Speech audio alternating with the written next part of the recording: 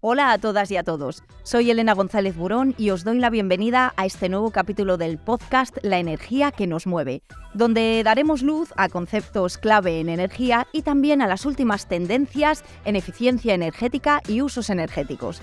Hoy vamos a hablar de algo fundamental cuando nos planteamos el tema de descarbonización y de movilidad sostenible, y es el uso de combustibles renovables.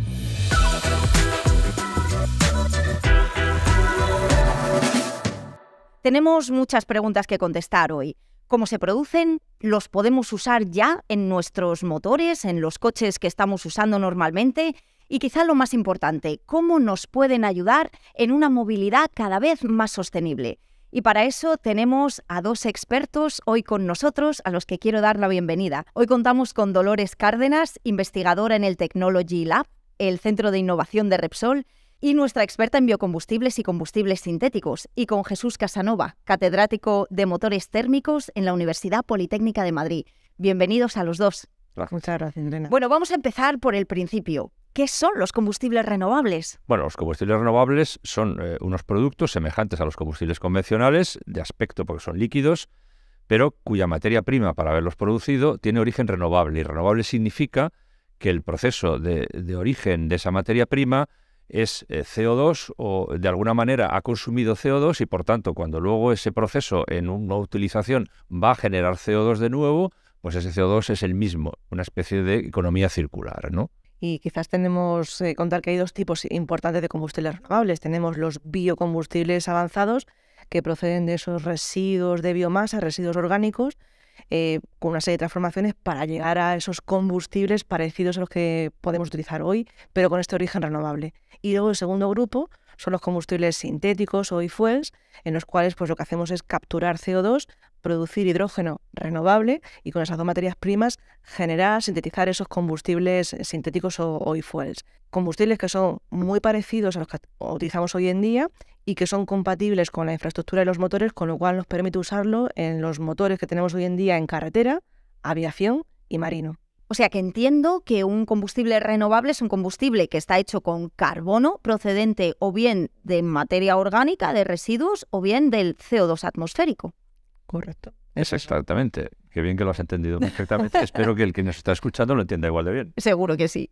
¿Y nuestros coches, con sus motores actuales, pueden utilizar este tipo de combustibles renovables? Hombre, en cierto sentido ya los estamos utilizando, porque los combustibles que actualmente tienen hasta un 10% de materia orgánica dentro de ellos, de etanol, etcétera, combustibles que provienen de un origen renovable.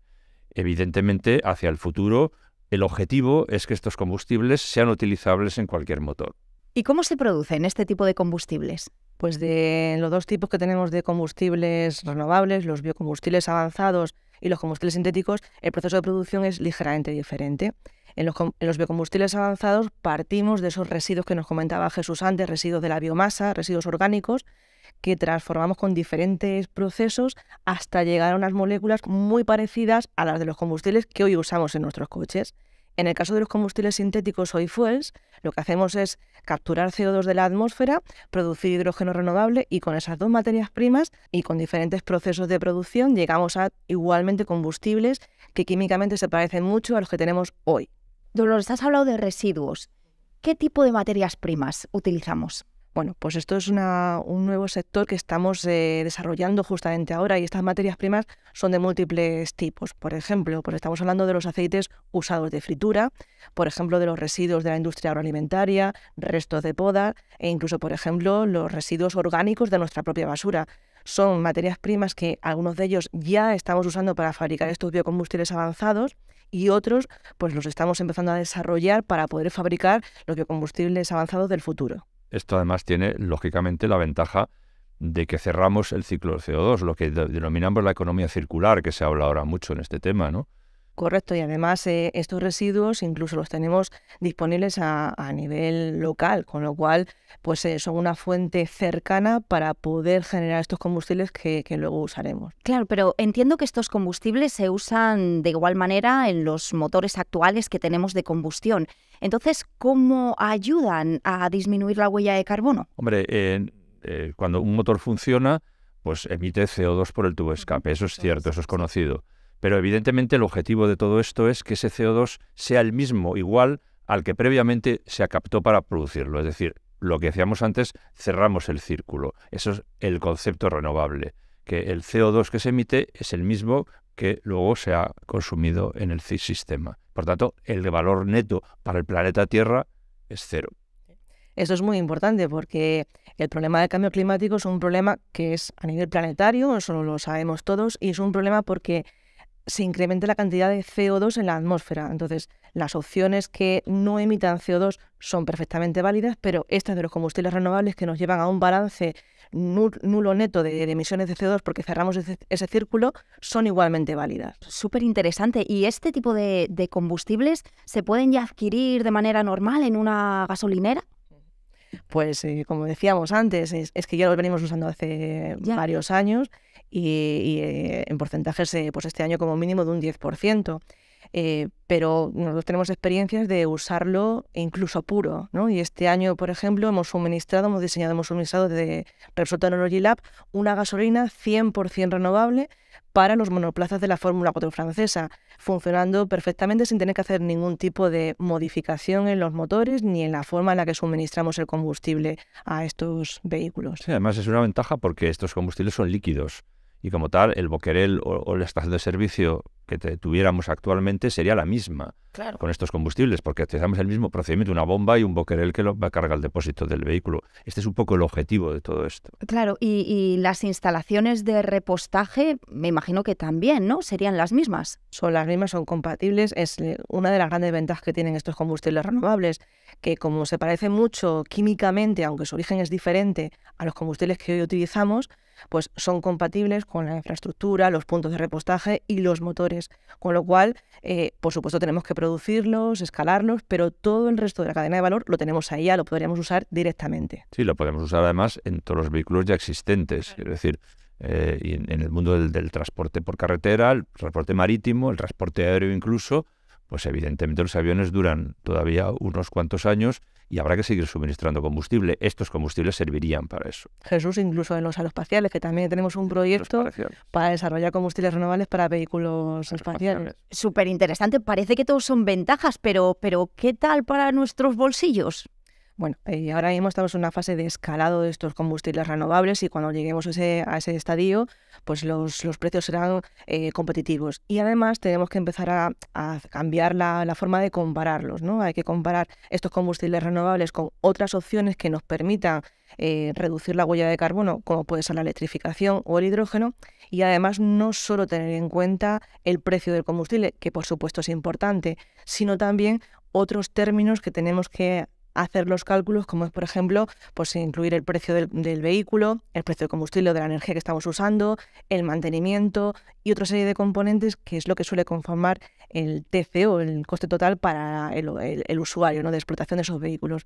Y eso es lo que deberíamos hacer cada uno de nosotros para elegir cada opción, además de tener la información que tiene que llegar al ciudadano, a cualquiera de nosotros, para que pueda elegir la mejor solución que se adapte a sus necesidades. Porque tenemos claro, Jesús, yo creo que no todas las necesidades de descarbonizar la movilidad se van a resolver con una única forma de descarbonizarlo, ¿no?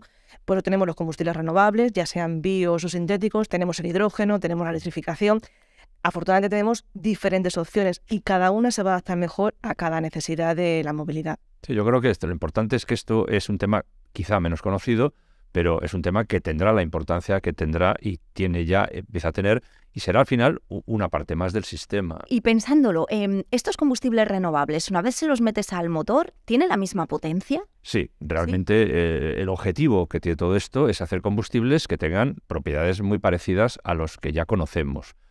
Por tanto, los motores no tengan que cambiar mucho, eso es lo que le hace ser competitivo, y las potencias no cambian mucho, sean semejantes o yo diría iguales. Si tú metes un combustible igual al que tienes, pues la potencia será la misma. Yo, por complementar a lo que comenta Jesús, pues en Repsol tenemos experiencia en el desarrollo de combustibles renovables para competición, para alta competición, y ahí las prestaciones, la potencia, es un parámetro clave. Y como comentaba anteriormente, pues este año hemos suministrado la gasolina 100% renovable para la Fórmula 4 y las prestaciones de los monoplazas han sido exactamente las mismas. No, y ahí necesitas potencia, ahí sí. ¿Y tenemos la capacidad de producir esto para cubrir todas las necesidades? Para responder a esa pregunta hay que empezar viendo si tenemos suficientes residuos, ¿no? Esas materias primas para fabricar estos combustibles renovables. Por un lado, tenemos los residuos de la biomasa, los que comentábamos antes, y bueno, hay diferentes estudios que nos indican que va a haber suficiente disponibilidad para abastecer buena parte de la demanda de los combustibles que necesitamos para carretera, aviación y marino.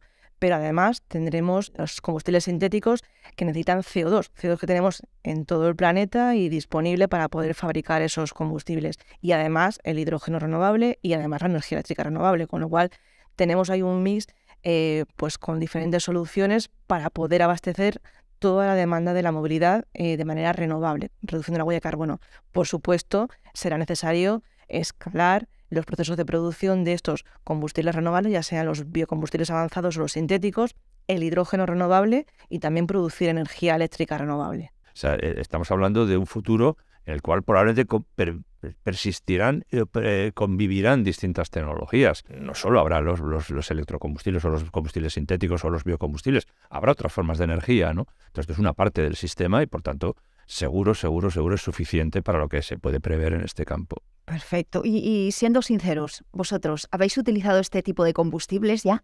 Hombre, vamos a ver, en mi coche ya lo utilizo en parte cuando en mi moto... Un pequeño porcentaje. Un pequeño porcentaje cuando lo meto, evidentemente, porque una parte lleva de biocombustibles. Pero yo en mis laboratorios he probado muchísimos combustibles de este tipo.